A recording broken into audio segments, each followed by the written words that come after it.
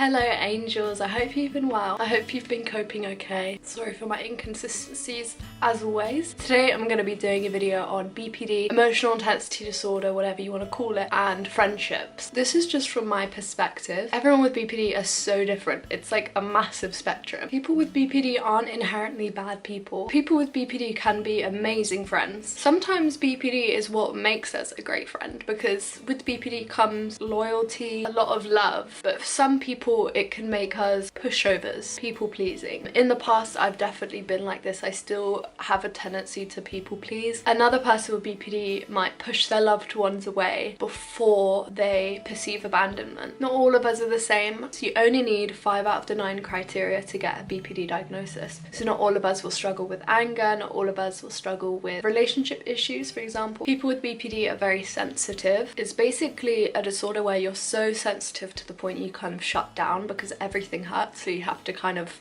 numb yourself out. We tend to be very good listeners. We tend to put ourselves in others' shoes easily. This can be a blessing and a curse because we can almost take things too personally. Like when we're so well attuned to people's emotions, there's this type of distorted thinking that we struggle with called magical thinking or mind reading. Because we're so well attuned to other people's emotions, sometimes we'll take it too personally. We will mind read and think, they hate me, I'm annoying them, I did something wrong. Jumping to conclusions, jumping to, oh, they hate me, is distorted thinking. And if you're friends with someone with BPD and they ask you what's wrong, don't say nothing. Tell them what's wrong. You know, just say, I've had a shit day. It's not you. Just tell them why you're in a bad mood. Oh, I just am. So that's what I've struggled with in the past, like being overly sensitive to the point where I'll just take people's bad moods personally. Everyone's moods can kind of rub off on us. If someone else is crying, then we'll probably start. When I struggled most with my friendships, I was a teenager. It gets better, it gets easier. Some people with BPD split. You can split on like objects as well and like passions and stuff, but a lot of people cut out their friends because they perceive abandonment. They think, oh, they're gonna leave me, so I'll leave them first. It's kind of like a self-protection thing, and it's kind of like black and white thinking, tumultuous thinking. It means you either see people or things as all good or all bad without the grey or the nuance. You might split on your friend in the form of like negative thoughts. Another problem people with BPD might face is jumping into friendships and relationships too fast. Emotional intensity disorder does come with intense emotions. With that kind of comes quick connections.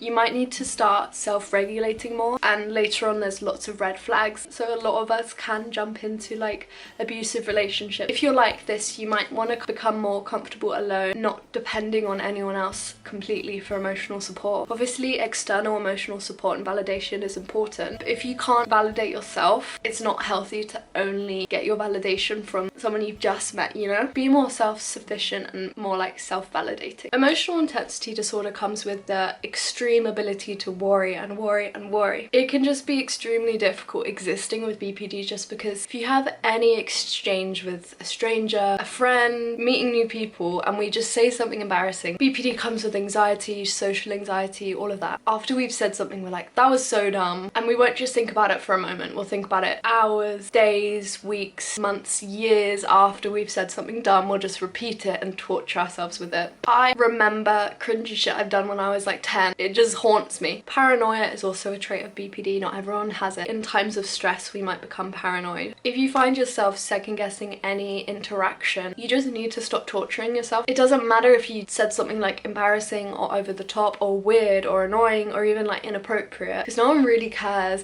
No one really cares except us. If that's what's stopping you from making friends, then just try and ignore those annoying thoughts. Like I find leaving the house draining. Always overthinking about like eye contact, making sure I'm not making a weird face, and also this can trigger like sensory overload. This is hamster too. I think a cool thing about BPD is that it opens up this whole new realm of empathy, and I have a few friends with BPD and they're some of the most empathetic, patient people I've ever met. So many people with BPD are very insightful and just interesting, despite the stigma saying otherwise. There's been many studies that show we have excessive amounts of empathy. I think it's a problem.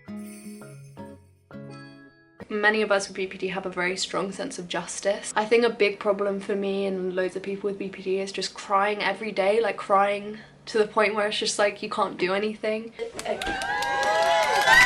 I also wanted to talk about self-destructive behaviours in BPD and friendships. We will isolate ourselves because of an addiction problem. It could be self-harm, it could be drug addiction, it could be eating disorders, reckless behaviour. So if you have a friend with BPD or any disorder and they're struggling with self-destructive coping mechanisms, please don't stop inviting them out. Even if they never talk to you anymore because they're so depressed or they're struggling to go out anymore. The invite does mean a lot to us. It sounds oversimplistic, but just be a friend. Everyone is deserving of recovery. Everyone is deserving of amazing friendships. If you struggle with meeting friends in real life, don't underestimate the power of an internet friend. And of course, like, some people find being social effortless and they can't be alone because they don't want to like sit with their emotions. I have the problem where I spend way too much time alone. I'm always inside. Others are the total opposite, and that's kind of the point I really want to drive home. Everyone with BPD is so different. Make sure you're not cutting yourself off from the world. We numb out our emotions. So some people with BPD might seem cold, but really they're just filled with sentimientos, emotions, feelings. They just have to numb themselves off to cope with life. If you numb yourself out, you're not only numbing yourself out from painful emotions, but you're also numbing out amazing and positive, beautiful people and experiences, life and love. Don't just like cut yourself out from the world. Just keep yourself open to love and also pain, because you need that in your life to experience the happiness. Thank you so much for watching. I'm sorry this video is a mess as always. Maybe you could leave some suggestions just because I never know what to do. Have a good evening